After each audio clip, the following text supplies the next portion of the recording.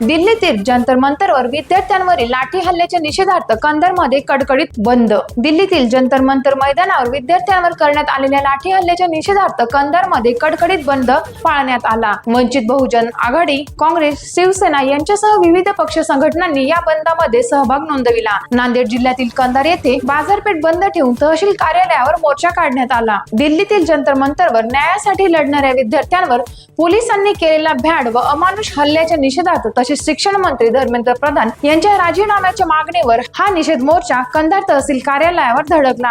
सर्वपक्षीय कार्यकर्ते व संघटनांच्या वतीने तहसीलदारांना निवेदन देण्यात आले. नीट पेपर फुटी प्रकरणी शिक्षण मंत्र्यांनी तात्काळ राजीनामा देऊन विद्यार्थ्यांच्या मागण्या पूर्ण कराव्यात. तसेच सध्याचे सरकार देश संविधानानुसार न चालवता हुकुमशाहीच्या मार्गाने चालवत असल्याचा आरोप आंदोलनकर्त्यांनी केला. दिल्लीतील आंदोलनात दुर्दैवी मृत्यू झालेल्या विद्यार्थ्यांच्या कुटुंबियांना शासकीय सेवेत सामावून घेत प्रत्येकी 50 लाख रुपयांची मदत जाहीर करावी अशी ही मागणी करण्यात आली. तहसीलदारांना देण्यात आलेल्या निवेदनात शिवसेनेचे पुरुषोत्तम धांगडे, राष्ट्रवादीचे रामचंद्र येलवाड, माजी नगरसेवक गणेश कुंटेवार, साधना येंगडे यांनी आंदोलनात सहभाग नोंदविला. टाइम्स ऑफ महाराष्ट्रसाठी कंधार प्रतिनिधी अहमद सिकंदर यांचा रिपोर्ट.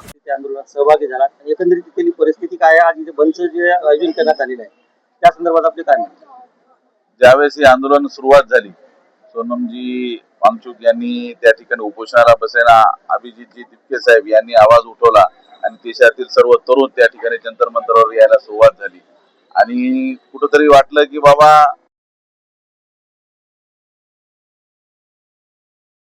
शकलो नाही, त्यावेळेस आपण नव्हतो, पण आज या क्रांतीच्या लढ्याला आपण कुठेतरी आपलं योगदान दिलं पाहिजे म्हणून त्या ठिकाणी जंतर मंतरवर आपण त्या ठिकाणी पोहोचलो.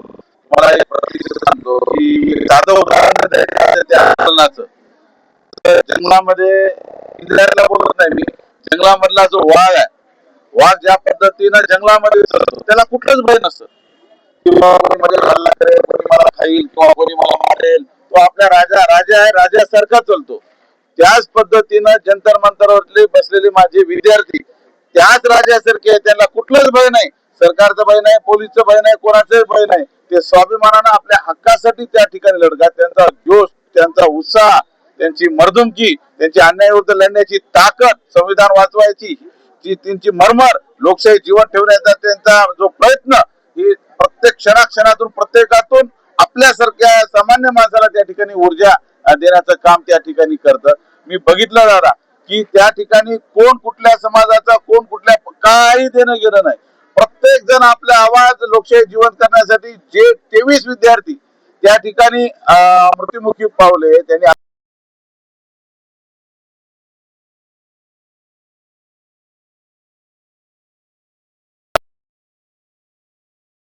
घेतल्याशिवाय मला वाटत नाही की त्या ठिकाणचे ते तरुण मंडळी जंतर मंतरवरचे उठतील.